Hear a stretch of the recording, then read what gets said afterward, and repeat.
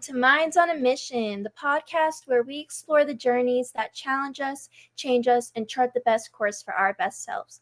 You can find us on Facebook, Instagram, X, YouTube, Spotify, Apple Podcasts, Amazon Music /Audible, iHeartRadio, Spreaker, Deezer, Podbean, and Buzzsprout. I'm your host, Samantha Bailey, an entrepreneur and content creator, and tonight's guest is the lovely Laurel Ordonez.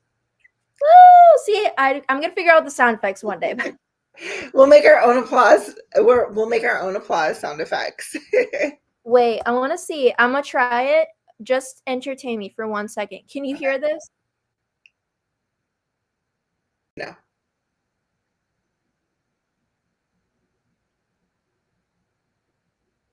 No? You can hear it? Oh, no. Well, I got to figure that out. It was playing, but I don't know.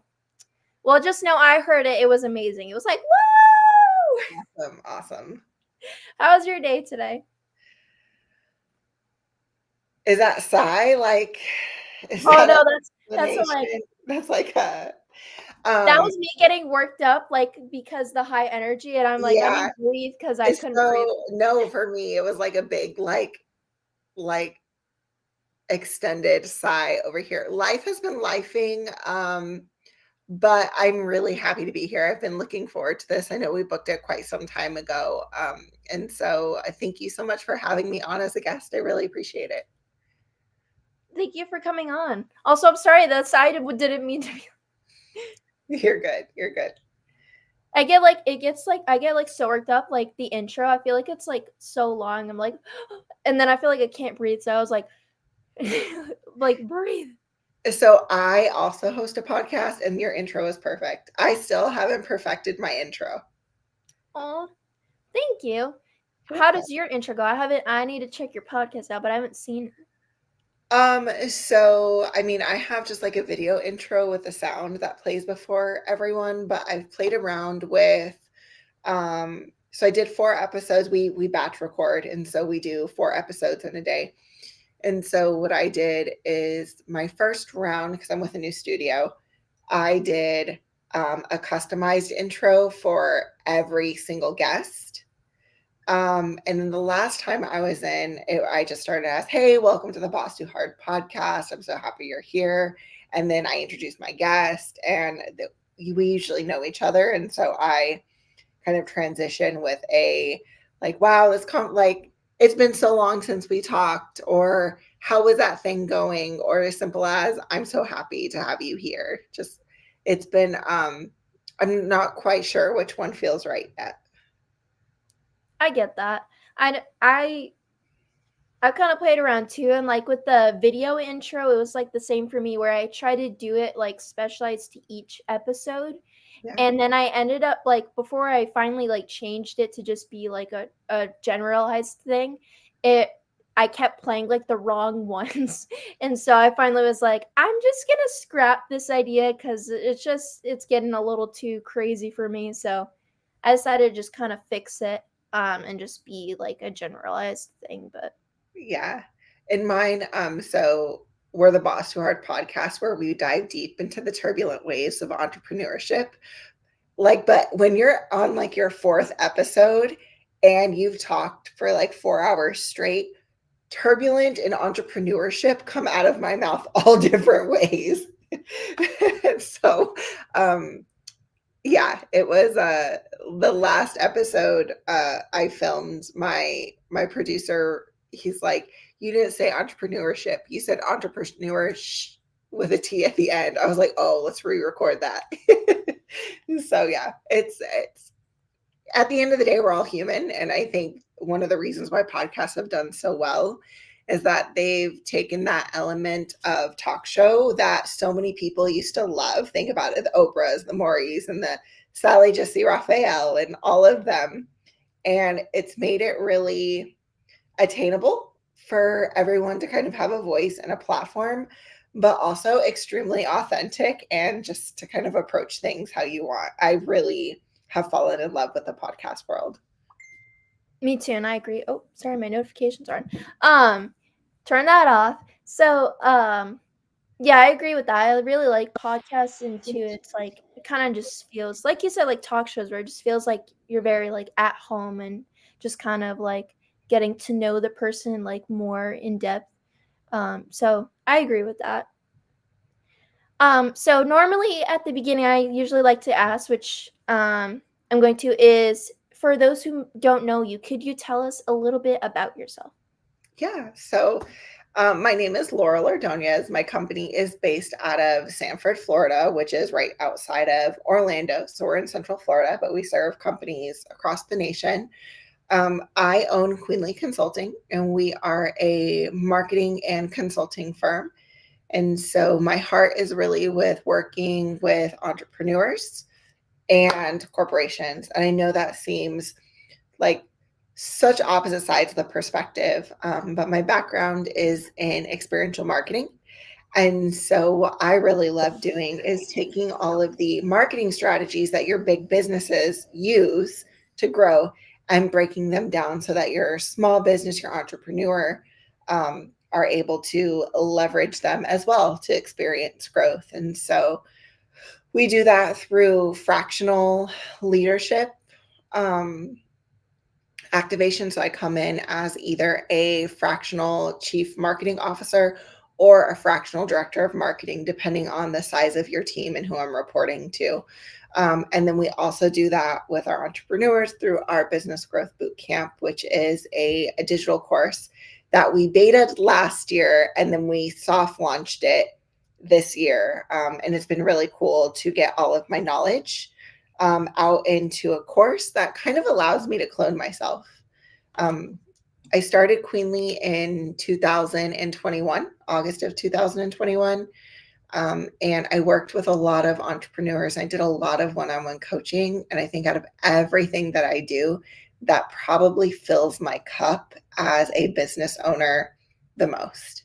And so I needed to find a way over this past year to still find space to make that happen while also giving myself or allowing myself to still have the capacity to lead at a high level within the different organizations that I serve. I love that. And it sounds like you've really accomplished a lot in your life, and I would love to kind of unpack that. But my favorite thing to do is before we get to that, because now we know where you are now, Yeah. and we hear a little bit how you got in there. But I would love to kind of go back to the beginning and talk about like what your childhood was like. Okay. All right. We can do this. Okay. Um, I grew up in Arizona, was raised by a single mom. I Life was, from what I can remember, it was okay. I think we all walk through things with our parents. We forget that the when our parents are raising us, it's the first time that they're being parents too. And so, in retrospect, you look at things, and you have a lot more grace and forgiveness. I found God when I was 9 years old, and that was a big part. I was baptized on my ninth birthday. Some things happened. My mom became disabled. We moved from Arizona to Minnesota. So I went from big city, um, bigger public school, established friends, was always pretty smart, was in, advanced classes, different things like that. Always smart, never athletic. Just want to add that in there. Um, but our house that we lived in when we were in Arizona, as I was entering the ninth grade, it was being sold, and my mom was not in a position to purchase it. And so we moved to Minnesota to be closer, well, to live with my grandfather and to be closer to him. Like I said, went from a big city to a very small city, and quickly found myself getting into trouble, getting, involved with the wrong crowds and kind of, sorry, my son is interrupting us. Bye. um, What? Finding, I got in trouble. Unfortunately, during that time period, during my high school years, my mom fell pretty deep into addiction because of her disability. Her her back problems, she got really, really dependent on prescription pain medications and anti-anxiety pills. And so, a lot of what I remember in high school was sometimes it's hard to go back and think about. I've I spent a lot of time needing guidance, but not having it. I was always, like I said, always smart, got good grades. But when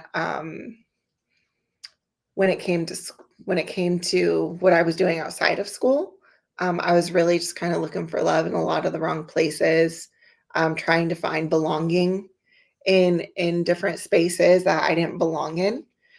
Um, and so it was interesting because and anything goes, right? I'm not going to cuss or anything, but like do you want the authentic story? Yeah. Okay. So when I was 16, I tried to commit suicide. Um, and I found myself Baker acted. And the reality was that things were just really dark. And so I went back to high school, and decided that if I was going to be successful in my high school career, I was going to need to get out of that space. And so my junior year in high school, I actually went full time college. And so I was attending our local community college full time, earning my college credits. Um, and, of course, hanging out with kids that were much older than me, partying a lot. And the spring of my junior year, I got pregnant. And so I got pregnant when I was 17, had my oldest son right after my 18th birthday. So my birthday is in October. I had him in December. Um, Becoming a mom so young really changed a lot for me. And I really believe that he is my biggest blessing because he really changed the trajectory of what life could have looked like for me. I don't really know like what decisions I would have made or where I would be, without him coming into my life. So of course, being young, having a new baby, all these different things, I ended up dropping out of high school and I worked for a little while, got pregnant with my second son. Um, my boyfriend at the time was extremely abusive. I finally got the courage to leave him, and once again slipped into a really dark place. At that point in time, I called my doctor and I told her, like, I'm in a really dark space. Here are some of the things I'm thinking about. And I was Baker acted a second time. But during that time, I had got in a course of like 3 days, I received a letter in the mail that I had passed my GED with almost a perfect score, which is like so like me. And then I also got the results to my FAFSA, which basically told me that I would be able to go to college for free. And so that was my, I guess, my new beginning. It was my sign from God that like he had my back. And even though that I had been really like far away, right? And making a lot of decisions without contemplating like who I was in Christ. Um, it was a journey that I had to go on. And that was really kind of how I made my way back. And so that started, um, it was a new chapter. It almost feels like it was a completely new book, right? So I started college. I had my two sons. As soon as my son was old enough, I got a job. I went back to school. I initially went to school for psychology. And then I realized that I was going to have to get a doctorate in order to really do something impactful with that. And then so I switched to social work. And then I was about halfway through my social work degree. when it was just a lot of writing papers and a lot of research. And I realized that I could have impact in the world without having to be as invasive as social workers can be in people's lives. And so at that time, I was working at a hotel and I loved my job. I absolutely loved working in the hotel industry. I loved the hospitality industry. So for the third time, I shifted my degree and I ended up graduating with a bachelor's in hospitality management. And so that kind of started my professional career. During that time frame, I met my now husband. We got married. I moved to Florida. Um, I worked with Chase for a little while, and then I shifted from Chase and I worked in tech. And I was the relationship manager for a startup tech firm and sold iPhones and iMacs. I did, high value electronics across the country. There's a huge market for used electronics outside of the United States. And so I did that, but it was time to go. And I remember there was a job on LinkedIn. I'd been applying on jobs on LinkedIn and not getting any um any responses, like no calls. I was like, dang, like have I lost my mojo?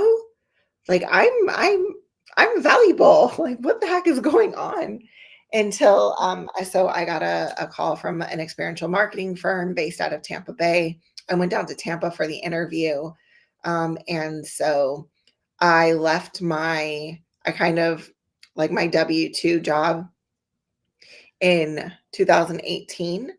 And I entered this new company as a relationship manager. And when I left the company, I was VP of business development.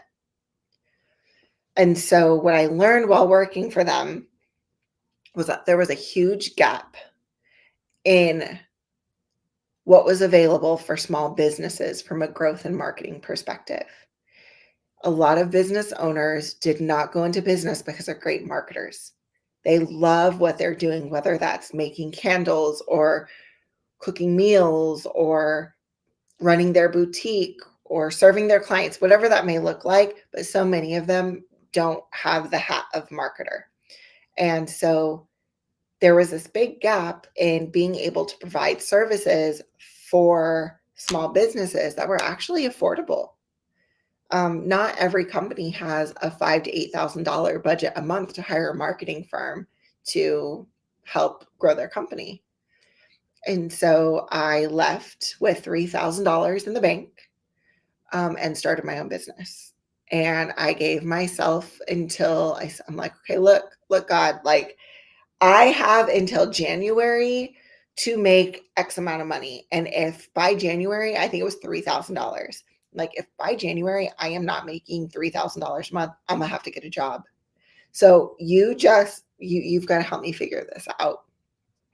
And so I my first actually I was just talking about this in my podcast. We did a social media coaching program because back in 2021 we were coming out of the pandemic that had really shifted what what social media looked like and how businesses were going to use it. And so because I had lived in that space with event marketing and helping small businesses position their events online, um, I started a social media course for small businesses, and it was a one-on-one coaching program. But that quickly evolved to where I had my first retainer client, which that was $2,500 a month. And then not long after that, I closed my first $9,000 contract for an internal marketing strategy for a company. And so it was slowly just started to all come together. Wow. Oh, That and was during that time frame, I went back to school and got my master's in public relations. See, I knew you've accomplished so much, girl. Wow. Um, I had a lot of thoughts during that and a lot of things that I felt like I resonated with, so I guess I'll kind of just list off those things. But you said your mom was a single mom? Yeah. Yeah. So that was my first thought. My mom was too as well, and my parents, they divorced when I was 3, so I resonate with that because my mom, throughout the majority of my life, well, she had some boyfriends here and there, but, like, I didn't feel like I had that, like, set father figure, and I always felt like it was just my mom was there to rely on, and I didn't really have that, so when you were saying that, I was like, I really, resonated with that, and and then it also made me think when you were talking about, looking for, like, um kind of like attention in different places just because, like, I resonate with that in the sense of, like, for me, I always said, like, I felt like because I didn't have that father figure, I Mhm. was looking for that attention that I was lacking in that way in other areas, so I resonated with that as well, and can definitely understand what that feels like. I'm trying to think, um, yeah, that's really awesome that you've come this far, and I think too, I've heard some people say too, it's that when you're in, like, such a dark place, like, having someone which for you was your son, and then having your other son, like, really was something that made you realize, like, "Oh, I can do this," and, like, "I have a lot that I can accomplish," and, like, "This is the life that I wanna live." Like, I think that was really amazing. I think that I I've come to realize, and in the past year, I've really done some hard work and looked at, some spaces in my life and just looking back and thinking through some decisions I made. And I really don't think there's anything more important than the family unit. When you don't have a strong family unit, and a strong family unit doesn't necessarily mean there's a mom and a dad in the house, right? A strong family unit can be a really amazing dad, a great grandma, and a cool aunt, and a neighbor that checks up on you, right? Because family, especially now, like family looks very different than it did 40, 50 years ago. Um, and so I think that as you grow and you get older and you mature, without having that strong family unit, I think sometimes your identity kind of gets lost, or you're looking for spaces to be nurtured. You're looking for guidance. I know in my situation, I really wanted to do the right thing. I really wanted to make good choices, but I was also like 15, 16-year-old girl with, lizard brain. That frontal lobe isn't completely developed. And so, I remember knowing that I wanted to do more and feeling like I was made for more. My my sophomore, I think my freshman and sophomore year, my dreams were to go to Georgetown and study political science and get a law degree. I wanted to be a change maker of some sort, right? And what better way to do that than at the legislative level? But at the same time, I felt that like there was no one pushing me to do good. And when I looked around me, there was really no one doing good around me either. And so it was almost, I think at times it was like, well, what's the point? And so as I've grown and become an adult and, have 3 sons, and so now 17, 16, and 10, they're all amazing. I love my boys. But having a strong family unit and ensuring, they have a strong sense of self and a really solid support system, I think is probably one of the biggest gifts that I can give them as they enter adulthood and become men.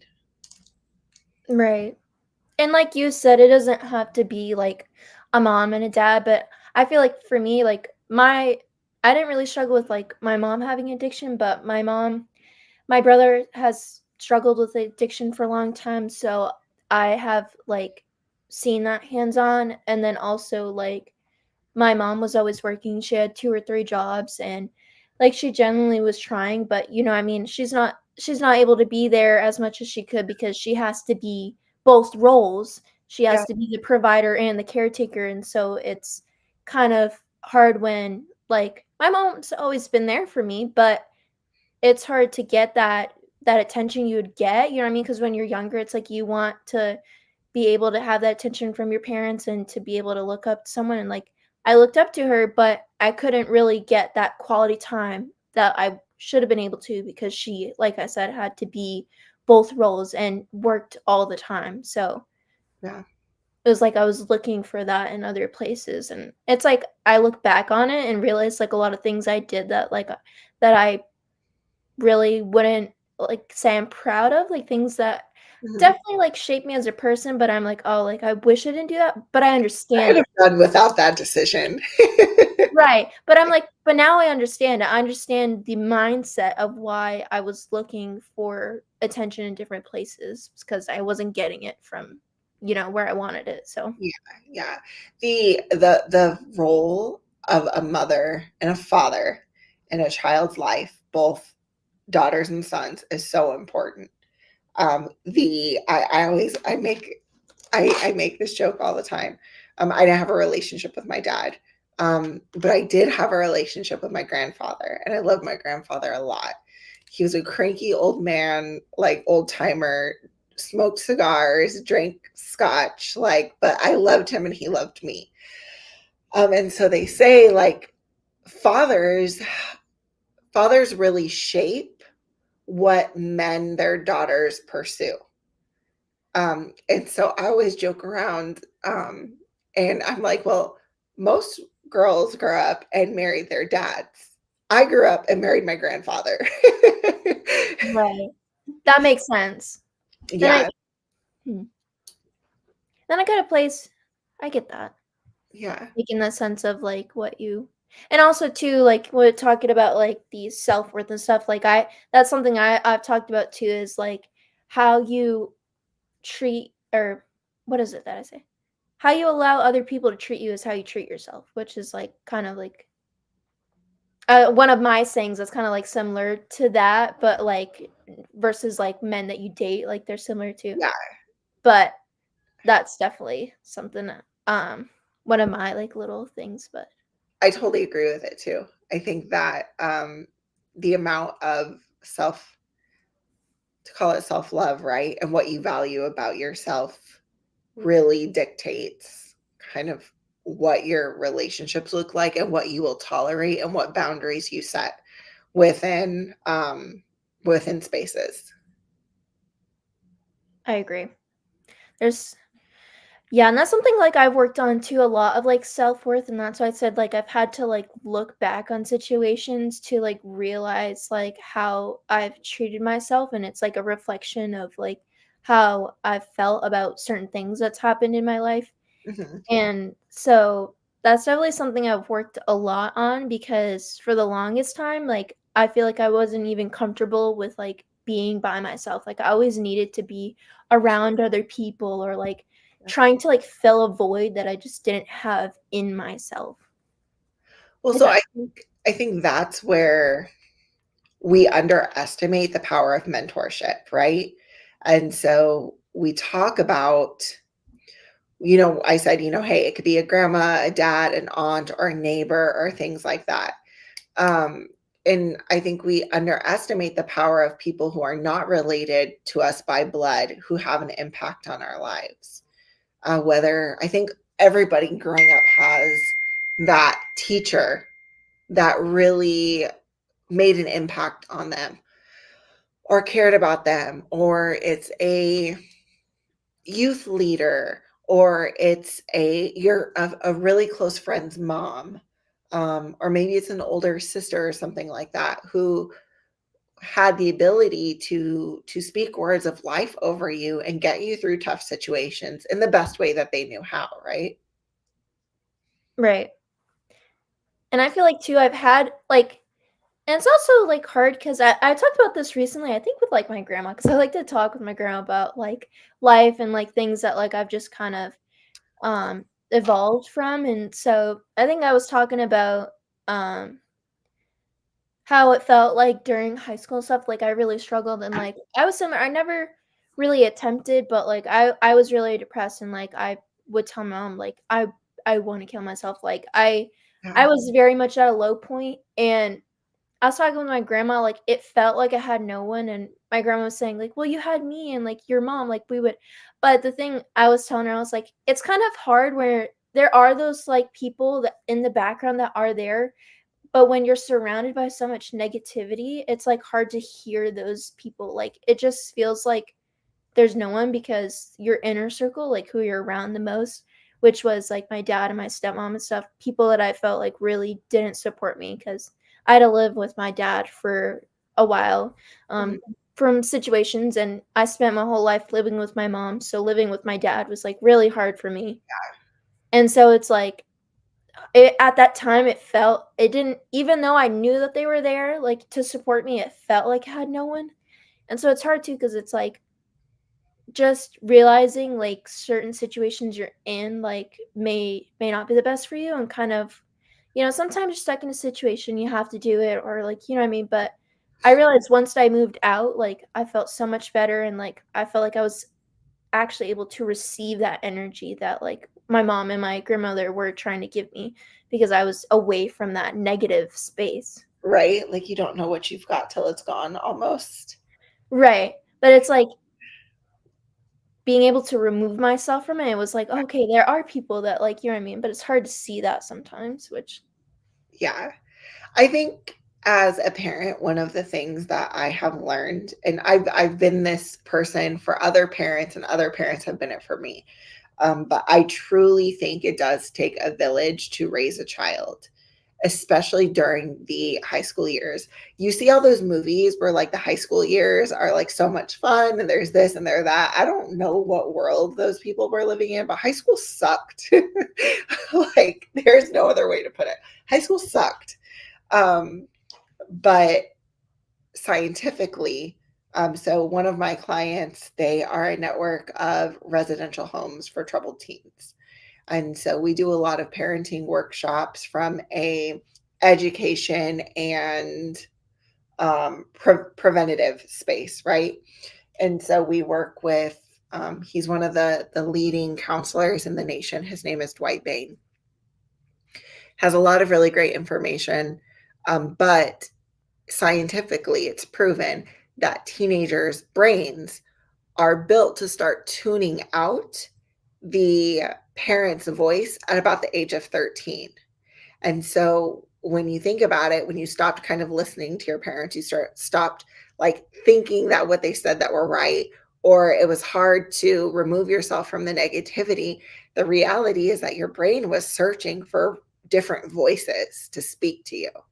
Like it was searching biologically for different perspectives, um, because that's the way we were wired. And so to have a group of people around you that you can trust with your child, or that as a young adult that you can trust, is so incredibly important. that's really cool, I didn't know that. That makes sense too, because it's like, I don't know, like you said, I feel like even if, like, my parents were, like, telling me something and, like, it was generally for the interest, it's like you're just automatically, like, wanna be like, "No, you're not right," like, I don't and I feel like that was definitely, like, what I would think during high school, but I it's very different because it was more of, like, my mom's always tried to be that person, like, try to help me and stuff, and it just felt like that kind of rebellious stage where it's like, "Nope, I'm not gonna listen to you. You don't know what you're talking about." It was natural. It was totally wired, and that was exactly what you were supposed to do.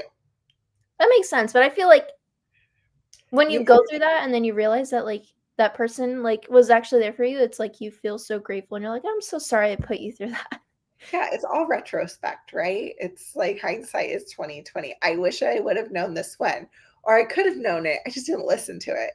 I think it's that phenomenon that like coaches, it's very hard to coach your own child. Like you, as all my boys play sports, and my husband will tell my kids to do something, and they won't listen to him, or they'll discredit it. And another coach will tell them to do the same exact thing, and it's like the best thing that they've ever heard. Yeah, that happens, and like you said, it's that thing of, like, they're automatically just like, "Nope, you're wrong." Yeah, mom and dad, they're not cool. One of the I think one of the the most I'm not I don't know exactly how I want to phrase this. But I think one of the spaces that I enjoy being in the most, I served at a very high level at a local church for a while. And so I was their youth coordinator, and I had the opportunity to pour into a lot of young women.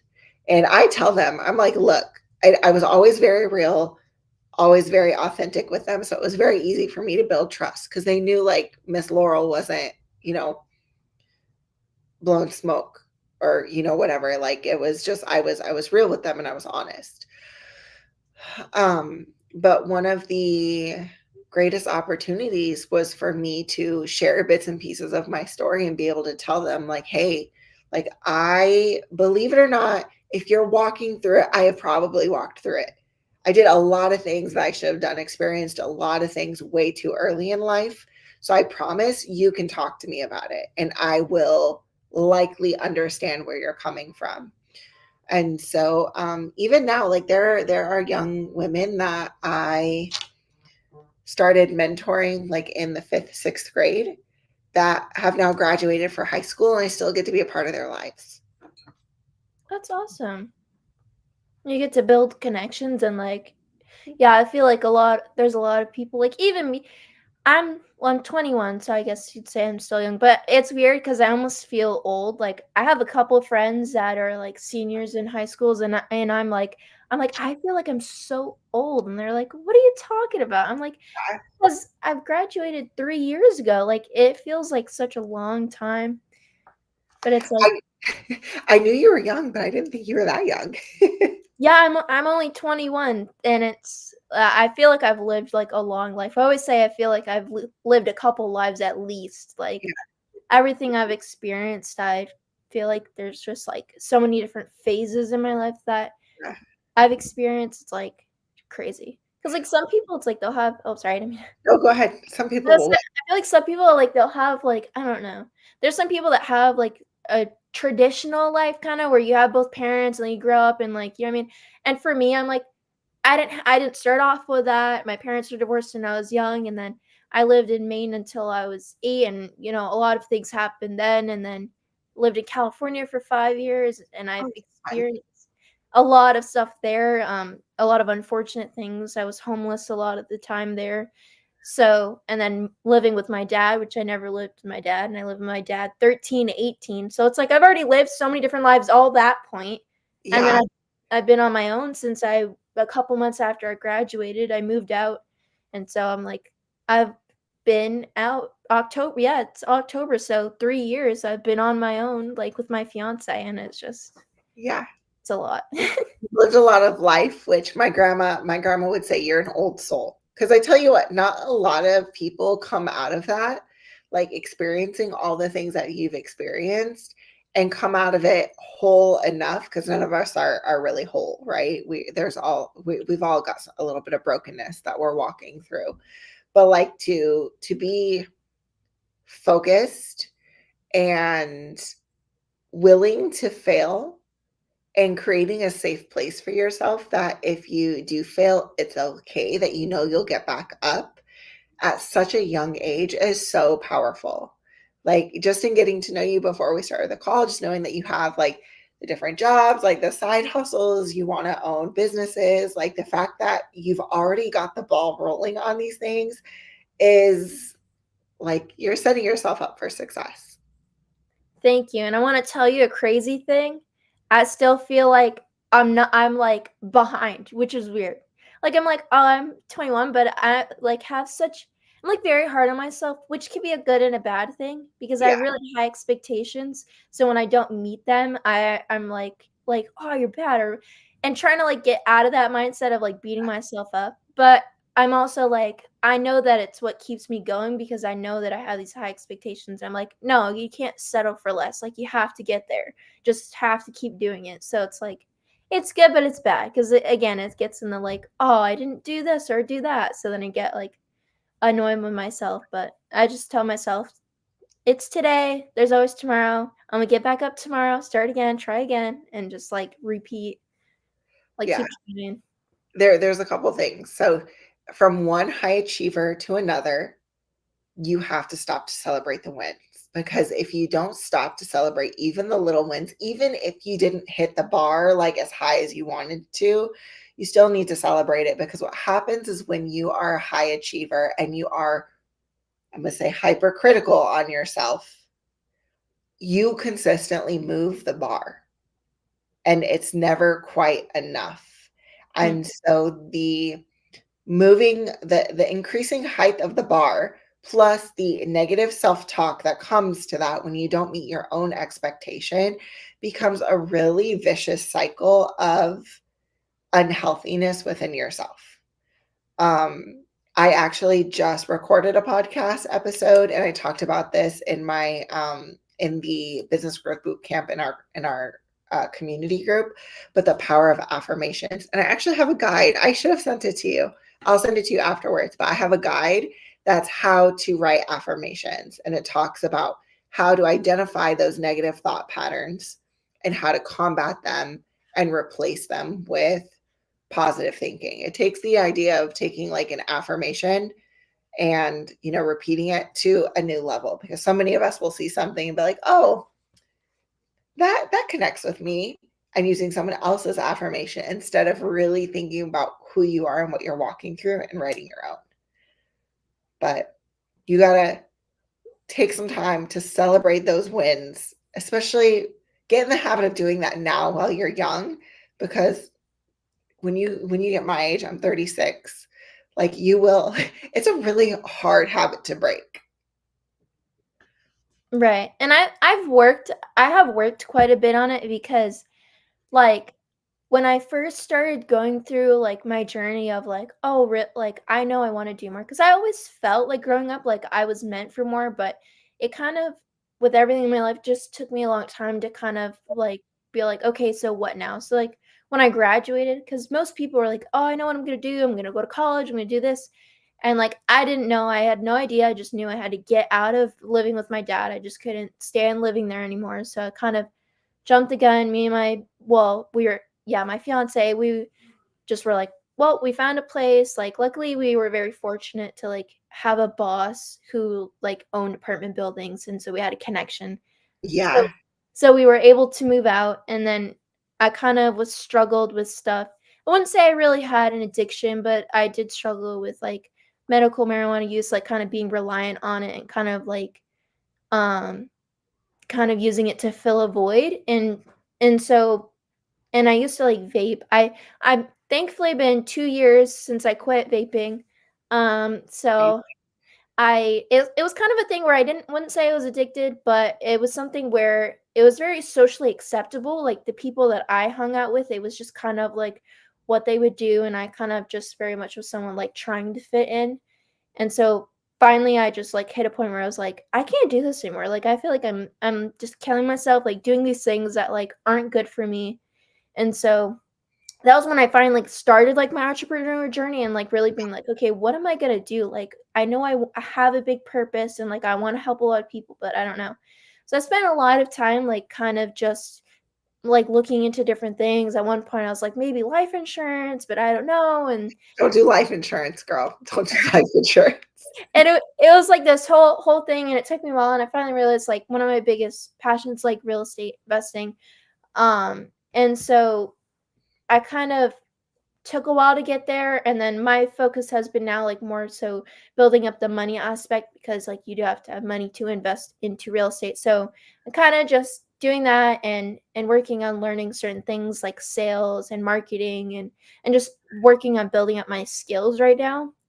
But yeah, a lot at the beginning I was way worse, like, hard on myself, like, I would wallow for, like, a couple weeks or a month of just, like, in negative feelings, and it was a spiral of, like, that, then I would pick myself back up, and I feel like I'd be doing amazing, and then, like, one little thing, like, would just set me off, like, I felt like it just crumbled and, like, I was caving in, and Yeah. so I really worked a lot on having more grace and kind of just and that's why I take it of the, like, day by day feeling of just like, "Okay, maybe, I could have done better at this," or, maybe I'm a little upset that I didn't do this, but I'm gonna try again tomorrow and just trying Mhm. not to So, like, my pickup time, I've made it, like, so much shorter. Like, I'll have a little bit of time in a day where maybe I'll have be like, "Oh, you're not doing fast enough," or whatever, and then I kinda just tell myself, I'm like, "Just get over it." Like, just stop allowing yourself to think that and just, like, get over it and Yeah, keep going, keep pushing, and so that's kinda where I'm at, and I kind of, like to listen to music and try to hype myself up, like, yeah, yeah. What's your favorite hype song? hype song? Yeah. Well, hype song? I don't know, I have a lot. I also listen to, like, a lot of different music. I listen to, like, rap or, like, hip hop. I really like Sabrina Carpenter, I don't know if you know who she is, but I like her Oh, music. Sabrina Carpenter? Yeah. Oh, yes, I love Sabrina Carpenter. Yeah, so she's like I love her music and she's, like, one of them I'll listen to, but I Yeah, kinda just put on music that, like, makes me feel upbeat and I'm happy and I feel like I'm in, like, my, like, hot I call it, like, hot girl energy, but that's just, yeah, like yeah. The hot girl energy is real, and if you yeah. need to feel hot girl energy, Sabrina Carpenter is where to feel it. I hadn't listened. I heard a song on the radio or whatever, and it was her. And I think of Sabrina Carpenter as Disney Channel, right? And I'm Yeah, listening, I'm like, oh my God, this is spicy. Like, what has she been up to? she um, has a song that, like, I like, but I'm like, I don't know, but I like a lot of her songs, but what I've been listening to lately, again, not an appropriate song, but it's called Bed Chem, and she's just talking about her boyfriend, Barry Keoghan, and it, like, the whole time, like, I know talking the song. It's a really yeah, good song. yeah, so I've been listening to that lately, like, that's one of my pick me up songs, I'm just, like, dancing to it. So I'm the same way. I have a very eclectic love for music. I grew up listening to a lot of different music. I played music. And so depending on the mood I'm in, it's can be it can range all over the place. But I'm really loving Big X the Plug right now. Um It's and called what? so Big X the Plug, I'll have to check that out. I haven't heard that. yeah, What kind it's of hip hop. genre is it? Pop? Hip hop, yeah, rap. But it's very I think it's so listening to rap, you kind of like feel the different vibes. Like West Coast rap has its own vibe. Texas rap is like that down, like is totally a different vibe from like down south, like Cash Money. Like you had like Juvenile and um, Young Money Millionaires and all that. Like they had a vibe, and then you have like kind of like New York up. Like, yeah. Anyways, everybody has a different vibe. And Big X the Plug is definitely that Texas vibe. I'm waiting for something chopped and screwed to come out any day now. But yeah, I like Big X the Plug. Cardi B is always a good one. Um, Megan Thee Stallion, do you like Megan? um, yes, ish. I'm She's more got Cardi. she's got a lot of good songs, but there's a song again, none of these I listen to probably are Please appropriate, do but not listen to these music suggestions with your children.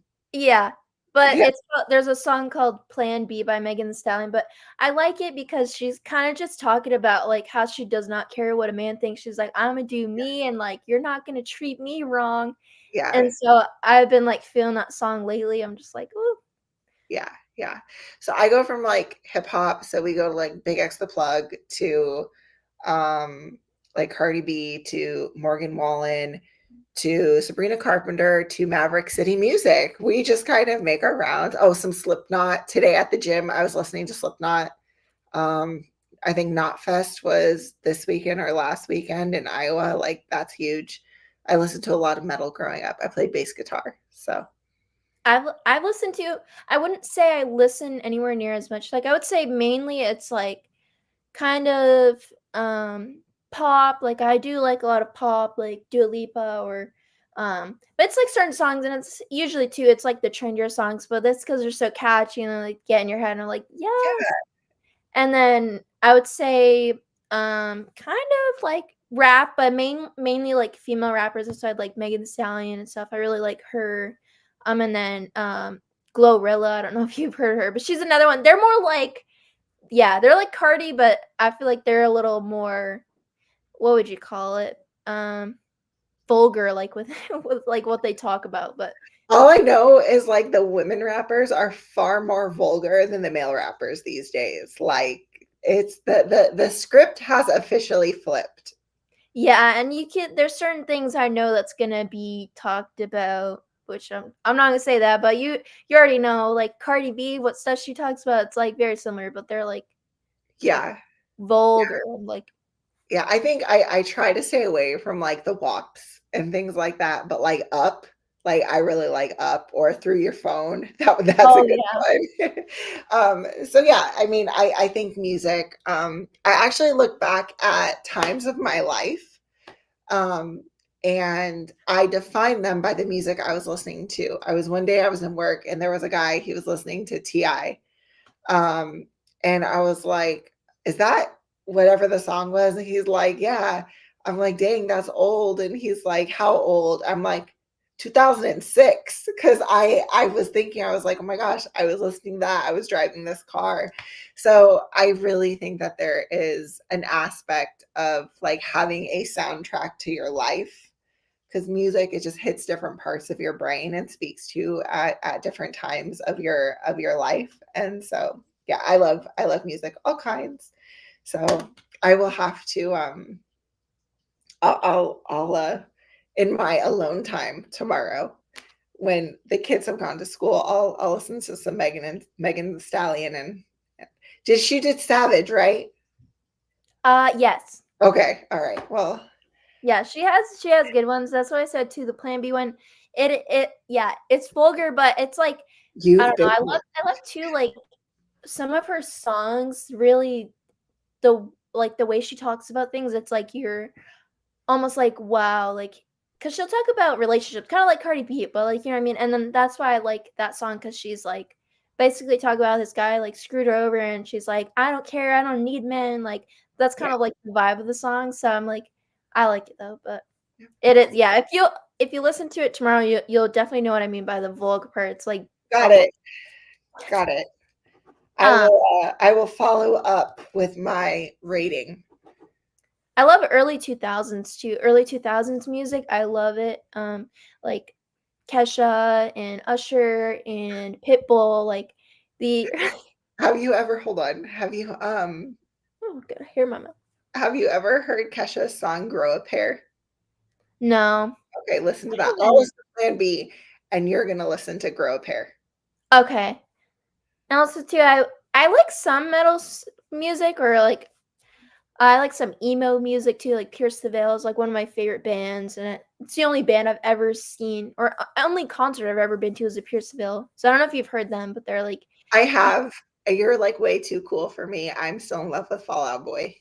oh, Fall Out Boy. I've heard some of them too, but I love now Fall Out fun Boy. fact, guys. I know we're kind of well. So it says here we've been live for 53 minutes, but it's about to be 8 o'clock. So it's up to you. We can wrap it up now, or just finish to the 1 hour, full 1 hour mark. Doesn't matter to me. So, true story, my 17-year-old was trying out for the varsity basketball team, and he did message me and tell me he was ready to be picked up. So mom duties do call, and I really wanna know whether he made the team or not. He didn't tell me that yet. Okay, no worries. Do you just want to tell everyone real quick where they can find you, and then we'll wrap up and we'll be all done?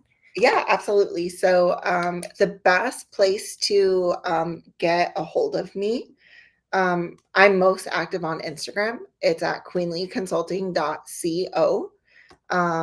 We're there every day. One thing that I did want to let you know, Samantha, I know that you're a budding entrepreneur, and I know that you've got a really broad audience that listens to your podcast. So what I did do is I created a special link for you. And so that business course that I was talking about is a business growth boot camp. And so it retails for $497. If you go to businessgrowthbootcamp.com, you'll see that that is a regular price. But for your listeners, anybody that is listening to this that's looking to kind of start or restart their business and trying to figure out how to really build that foundation, it's the perfect course. 12 modules. It's all videos from me plus some homework. And then we do have a Facebook group where I go live every week to personally answer questions and engage with you and teach on different topics that dive into the boot camp deeper. So with code mission, because this is Minds on a Mission podcast, you'll actually get $400 off that course, and it'll be $97. And I know that you are a budding entrepreneur, so I'm actually going to email you a promo code so you can hop in for absolutely no cost. I really appreciate you giving me a platform today. Thank you. I appreciate that. I'm Welcome. definitely excited for that. I'm like, I have so much, and we can talk more about this because I know you gotta go. But yeah, I had some other thoughts too. So maybe we could sit down and chat sometime and kind of just go through stuff like on our own time. Hey, relationships are the currency of business, and I am all about collaboration. So let's do it. Okay, perfect. So thank you for sharing that. And you guys definitely use code mission to get $400 off the what? How'd you say that again? The course? The retail price. So yeah. No, I meant the course name. Oh, the Business Growth Bootcamp. The Business Growth Bootcamp. There you go. Sometimes I have goldfish brain, so I just get. We all do. And for the podcast, I know I mentioned in the beginning, but I like to mention at the end in case you missed it, where you can find us. You can find Minds on a Mission on pretty much everything, Facebook, Instagram, X. I will be creating a TikTok soon. I've got some feedback from you guys, and you want to see some clips from episodes, so I will be doing that very soon. And then you can find us on Spotify, YouTube, Apple Podcasts. I mean, the whole nines. I have it pretty much listed everywhere. I will have her links. I will have the code listed with the episode as well, so you guys can use that. And where you can find me on my personal page, Samantha Bailey on Facebook. And honestly, it's probably your best bet if you want to reach out to me on Messenger. I use Messenger the most. And then also Instagram and TikTok is Sam B Daily Motivation. So just want to thank you so much for coming on tonight, Laurel. I really appreciated getting to know more about you and your story and everything you've accomplished. And I will see you guys on Friday for our next episode. So say bye to Laurel tonight. She's got to go, but we appreciate you guys coming on and watching with us tonight. Have a good night. Bye, Bye. guys.